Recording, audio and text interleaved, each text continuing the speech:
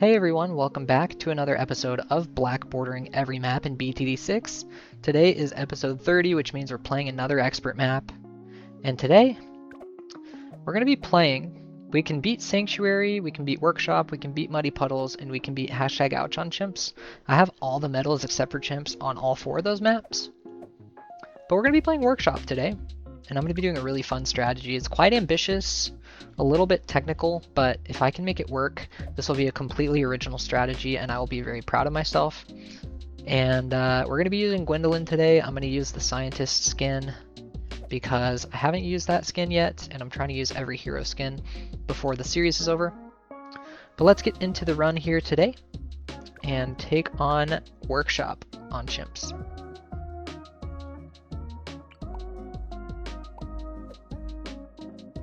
Alright, before I start this run, for all the people that are following along at home, I want to show you what tower snapping is. If you go to your settings, your accessibility, and then click tower placement snapping on, you can do some cool stuff. So I have the Desperado here. I can place him if I just let go of my mouse, but I'm going to move him over the track where you can't place him. As you can see, there's 2 holograms of a Desperado. If I let go of my mouse, it snaps to the last available place that you could put him without his range border turning red. What this allows you to do is kind of jam him in places that are pixel perfect. So I'm going to put a Desperado here, bottom right, next to this little T-junction. And then I'm going to put another one over here.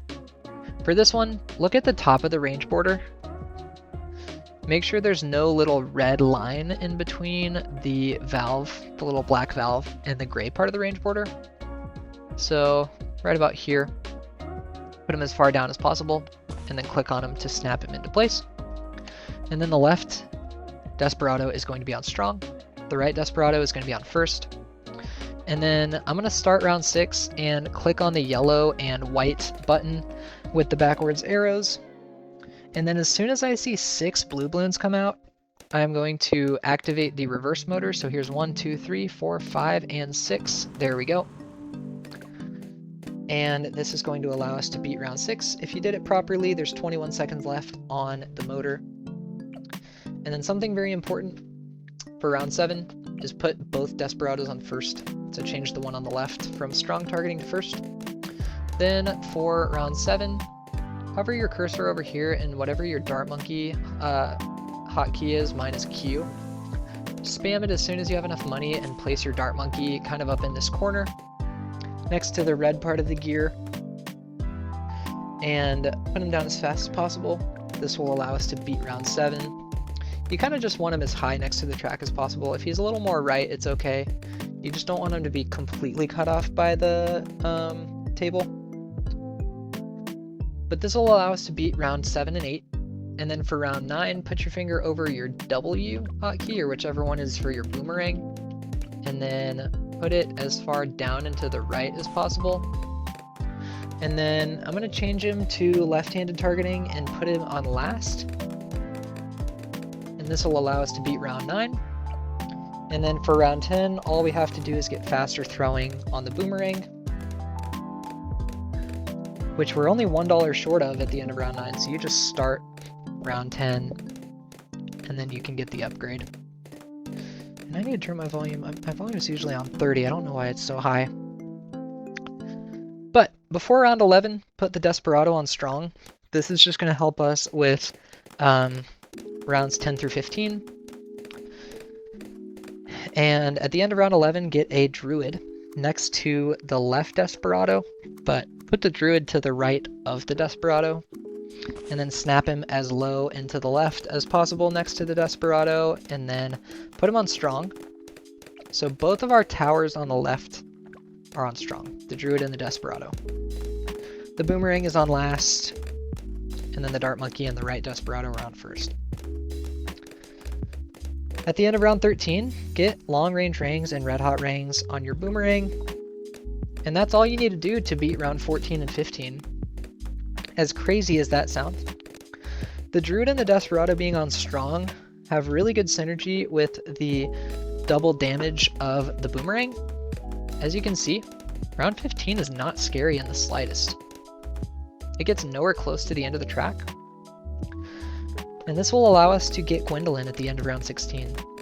I'm not going to be sweaty and try to put her down before the end of round 16. Technically you could, but you would have to be super fast, and you have like a quarter of a second to do that, so I'm just going to wait and take my time. I'm going to put her as far down and to the right as I can, next to this Desperado and next to the path that the Moabs are coming out of. And then we can play round 17.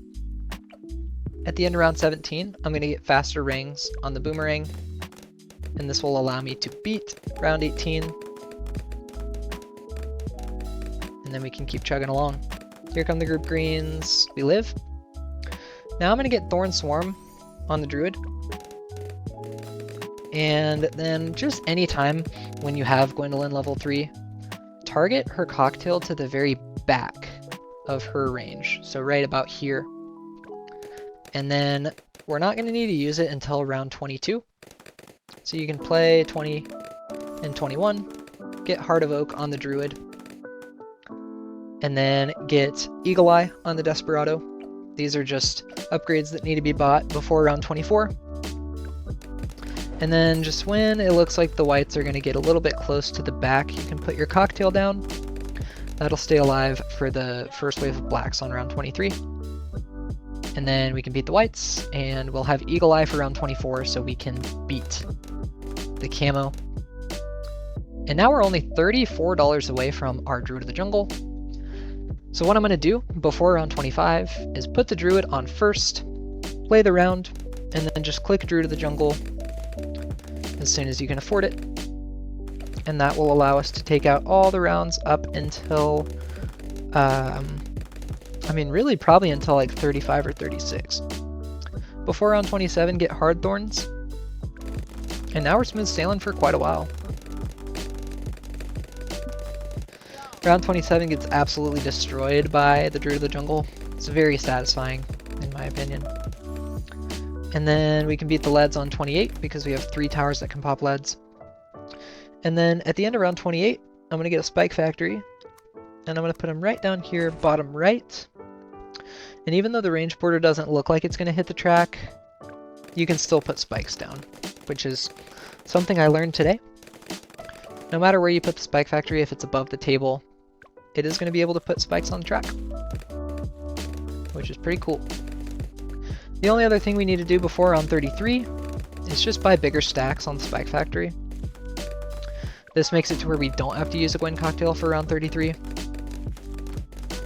But if you would like to, feel free. We don't have to use a cocktail until round 36. So even though round 35 is kind of scary, don't use a cocktail for it because we need it for the first wave of pinks on round 36. Sometimes the Druid of the Jungle's timing gets messed up, and if you start round 36, it won't immediately be attacking.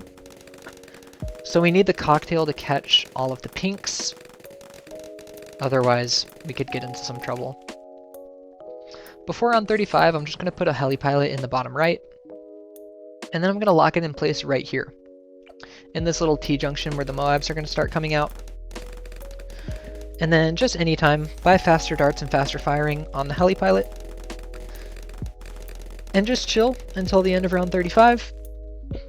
And then as soon as you start round 36, use Gwen's Cocktail, and that'll take out the first wave of pinks. And then that will allow the Druid of the Jungle's attack to be ready for the second wave of pinks. So then only yellows come out. It's kind of a cool tech with the Druid of the Jungle. Round 37 is going to be no issue. By the time the camo whites come out, our Spike Factory is going to have piled up enough spikes to be able to take them all out. And then mid-round 38, we can buy our Moab Shove.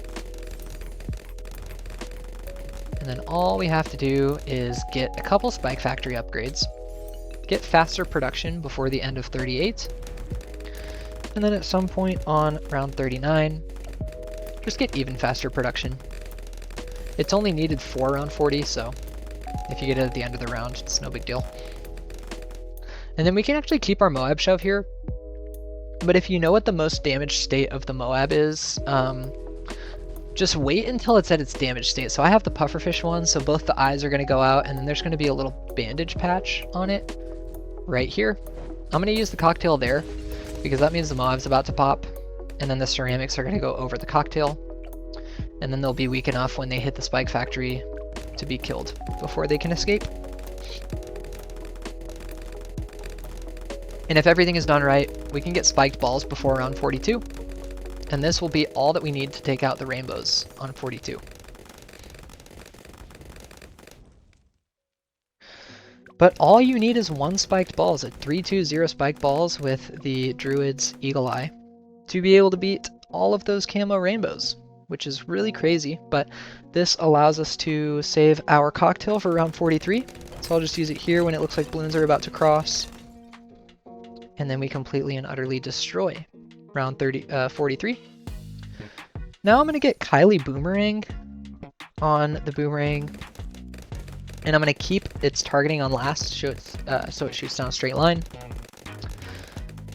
And it's kind of a weird upgrade, but it just helps me beat these balloons a little bit easier. So I kind of like it. I'm going to put Gwen's Cocktail down at the beginning of round 45. A lot of rainbows coming through, and I just want to be able to beat them all. And then the next thing I'm going to buy at the end of round 45, I'm going to get this Desperado up to an Enforcer. So I'm going to get Bullseye, Wanderer, Nomad, and Enforcer. And then at the beginning of round 46, I'm going to use Gwen's Cocktail just to make sure none of these fortified ceramics kill me. And then it should stay up for the ceramics on 47, and we're in a good spot. The next thing I'm going to go for, it's kind of a toss-up between, you could get the Avenger or the Spiked Mines, but I'm going to go for Spiked Mines, just so I have a really solid defense in the back, if anything makes it through. The Moab Shove is going to be able to hold a lot of these Moabs at bay. So I like having the Spike Balls, because you can just develop a pretty big pile of them, and then they pretty much handle everything. Round 48 goes down, abilityless, but I am going to use Gwen's Cocktail for the ceramic wave on 49. So there goes everything. And then I'm just going to buy Spiked Mines as soon as I can afford it on 49. I am going to get Quad Darts in Pursuit on the heli, just to have a little bit more Moab control. And then I'm going to use Gwen's Cocktail as soon as the Moab pops. This will stay for when the ceramics come out on round 50. And we have no issues whatsoever taking round 50 out. And then I'm just going to, as soon as possible on 51, get Gwen's Cocktail down to be able to take some of these camo ceramics out a little bit easier. Although it looked like it did absolutely nothing. Round 52, I'm going to use Gwen's Cocktail because, I mean, it's probably all going to die when it hits the Spike Factory anyway, but just to play it safe. And then we should have a big enough spike pile for round 53 that I can just take these Moabs down. And then, like at the very start of round 54, I'm going to use a Cocktail just to take some of these ceramics out quicker, and then this Moab. Then the spike pile should be big enough. For round 55, for the first wave of ceramics, I'm going to use the Firestorm ability. And then for the second wave, I'm going to use a Cocktail.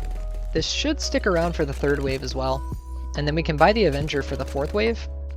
And then we got plenty of spikes for the for the Moab.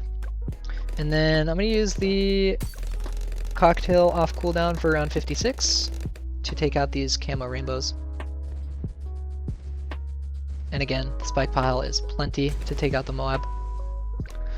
57, I'm going to use Cocktail for the first wave of 2 Moabs. And then for the second wave, we should be fine. And now, we're going to save up for a primary mentoring, funny enough. And I'm going to put it kind of away from all of my defense. I'm going to put it in the bottom right here because I want to put a couple things to the left of it. At the end of 57, I can get it up to 300. And I think before round 60 I can probably get it up to primary mentoring. I don't think I need it for 60 because we have abilities, but I need it before round 63 for sure. And there's kind of a funny way to beat round 63 that I'll show you guys when we get there. And yeah, on round 59 we have our primary mentoring. I'm going to throw Gwen's cocktail down when the camo leads come out, just so we can thin out that group of leads and it won't overwhelm the spike factory.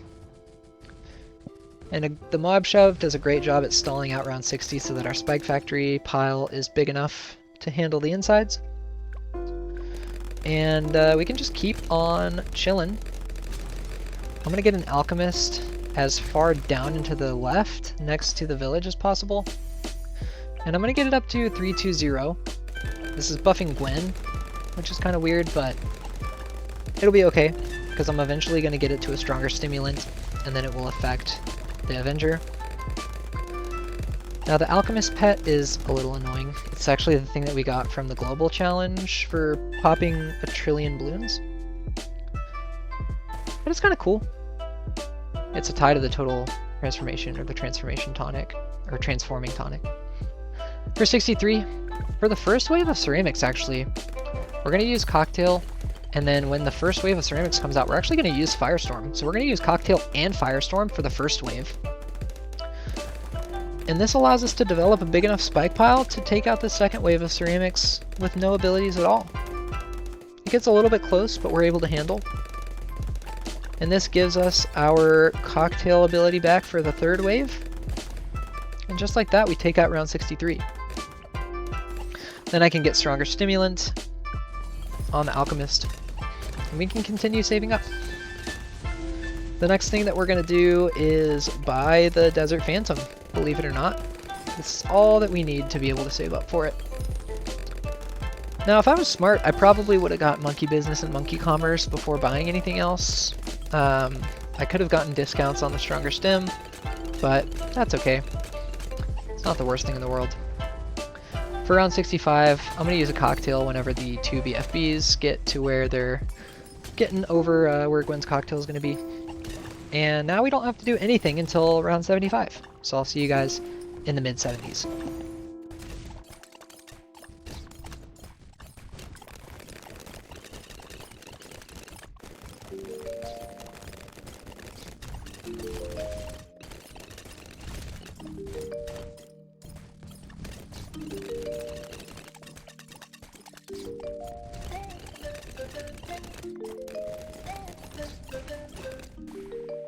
I didn't even need to use any abilities for round 75. That was cool. That means I'm going to use both my abilities for round 76, and we absolutely destroy round 76 with just the Firestorm alone.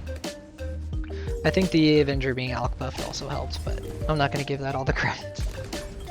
Alright, for round 77, I'm going to use Cocktail as the BFBs start getting over onto the conveyor belt part of the track. But we are $7,000 off, roughly, about $7,400 off of the Desert Phantom. We have both our abilities up for 78, so in preparation of the ceramic wave, I'm going to use an early Cocktail, and then as soon as all the ceramics come out, we'll use a Firestorm. We have level 16 Gwen, which means Firestorm does more damage. So we can absolutely obliterate these ceramic waves with just the Firestorm alone. That is the really nice thing about Gwendolyn, is she makes most round 63s, 78s, and 76s very easy. Again, I'm going to use another Cocktail in anticipation, and then Firestorm for the ceramic wave. And just like that, we are only $2,000 away from the Desert Phantom, give or take. And then while we're saving up for our Desert Phantom, we can use a Cocktail. And there we go. Mid-round 79, we have the Desert Phantom. Our save up is complete, and we have a really good damage option for the 80s. And I think that I'm going to do something that I've never done before in the series. And that is, I'm going to use a tier 5 that I've already used in the series for the second time. I think every tier 5 that I've used in the series I've only used once, But the Desert Phantom is not known for beating DDTs. And I need something that can pop DDTs. So for the first time in series history, I'm going to repeat a tier 5. And what is that tier 5? It's going to be the Wizard. We're going to use Archmage in today's run. I've already used Archmage before, but we're going to do it again. And I'm going to put it as far down and to the right as I can, but I think I'm going to get Monkey Business and Monkey Commerce before we do that, just to make things a little bit cheaper. So we're going to save a little bit of money on the Wizard, save a little bit of money on the Arcane Mastery, the Monkey Sense, and then we'll get Arcane Spike before round 84. I don't know if this tower alone saved over $1,000 in upgrades, but it'll help out for later. So we can keep on chugging along. Round 84 is dead, round 85 is dying as well. Desert Phantom does really good damage. It's round 86 and this thing already has 350,000 pops. If that doesn't say how strong this tower is, I don't know what does. It doesn't even have any of his Wanderer or Nomad buffs. I don't know if that would make it that much stronger because it is currently being Alch buffed and primary mentoring buffed. But who knows? Those Wanderer buffs are probably pretty good as well. I'm going to use a Cocktail for round 87, just while these BFBs and Moabs get over the Cocktail. And then I'll use a Firestorm on 88 if it feels like we need to, but I think we're okay. And then the ZOMGs on 88 get absolutely destroyed. I'm going to save my Cocktail for round 90, just to make sure we can beat these DDTs, even though I have the Arcane Spike now. I just want to make sure nothing hits my spike pile. So I'll put an early Cocktail down because I know the DDTs are coming soon. What? Excuse me? That should never happen. That should absolutely never happen. What happened? That should never happen. I've played this run like 5 times and that's never happened. Cocktail, and then when the first... How is that happening?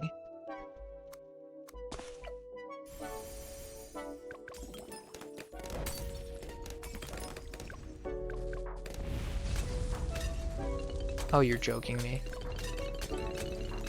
I had to get a 3-2-0 Alchemist for my spiked mines. Oh, I this nice rounds. Focus, I'm fixing it. Reading. Yeah, how late are you? No, no, no, no, no, I got a nice round. Oh, no, no, no, no, no, no, no, no, no, no. Oh, you can't see it right now. You can't see it right now. Oh, no, no, no, no. Please don't tell me that weakness. Please don't tell me that we're expert 9 almost. We get my guys value. I mean, there's beat my gates as well. And, oh, sports. You guys know. Hi. Well, we don't have it yet, but we do have Blue Strike. And we'll use that as soon as every ZOMG is on screen. We'll use Cocktail, we'll use Firestorm. We have Snowstorm. Oh, are you joking? Nah, you're joking. Nah, we beat round 98 first try. No, no, no, no. No, no, no, no, no, no, no. What about 99? Okay, thank God. Well, I think that, let's just do this.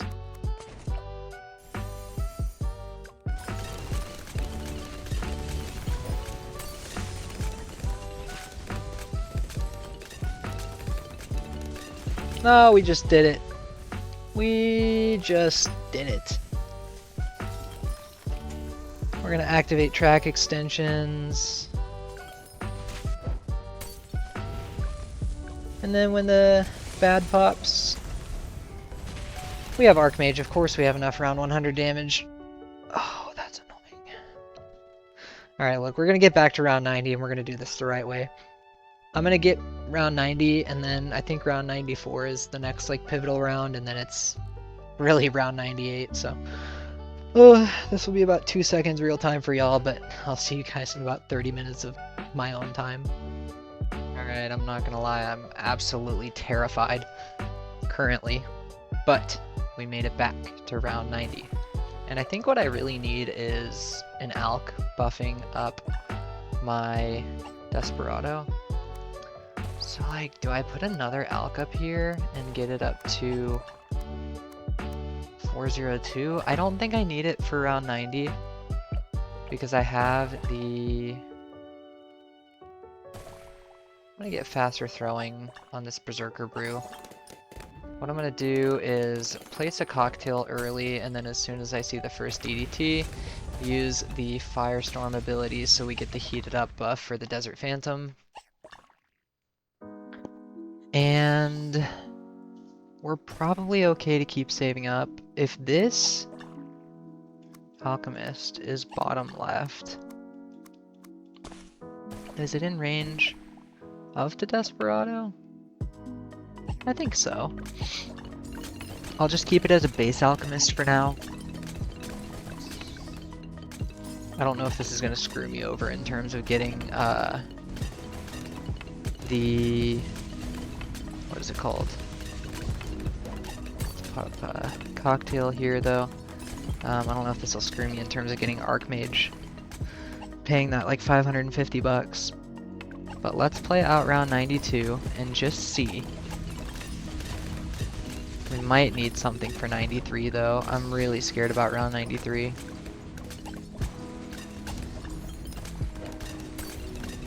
Alright, we'll cocktail for 92. Don't tell me I'm gonna die to 92 out of all rounds. Whew! Scary stuff. We're a little off.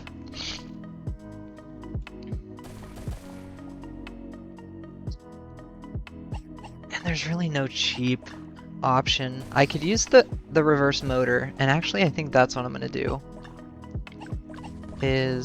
Oh, let's slow it down. Let's use the reverse motor, and as soon as the first DDT comes out, let's use the Firestorm. There we go. Now on round 94. Actually, at the end of 93, we can get the next upgrade. We can get Archmage. And then we can start going for this Alchemist. Let's see, this is on first, this is on first. This Alchemist to Stronger Stim. Now we should have a permanent Alch buff on the Desert Phantom. We're starting to struggle to the regular balloons on 95. That's a little odd. There we go. Let's use our Firestorm to get the heated up buff. And now we're destroying round 95. There we go. Look at that. Alright, I think the next thing I want to get is an Embrittlement. We'll put it right over here. Just get a 410. And then I do want to get a Ninja because I want to get a Sabo. So, let's make sure. I'm going to move my cocktail up here just so it's kind of hitting things on the bend. And then I'll just save up for a Sabo for 98.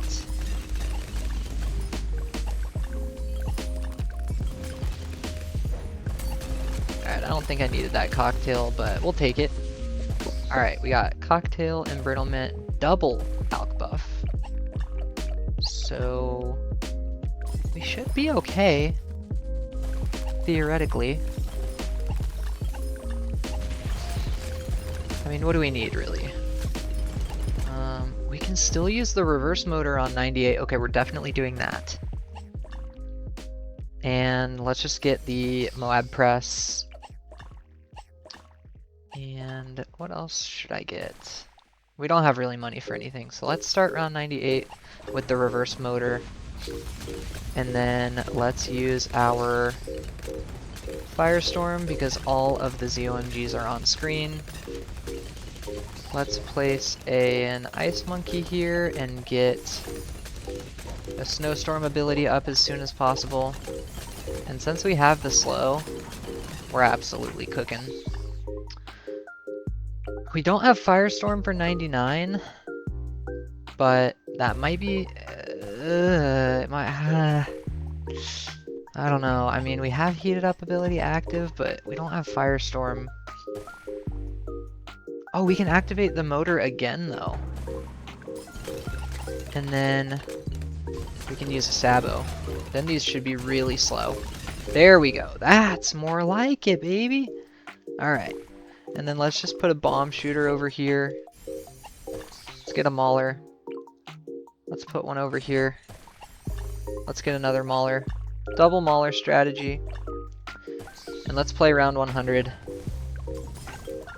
All I need to make sure I do is activate the track extensions at the right time. So as soon as this thing turns the bend, there we go. He's going down. Bang. Alright. When this thing pops, I'm going bang bang. And then we're knocking it back. There we go. Yes! Yes, yes, yes. It's only 3 AM. And we did it.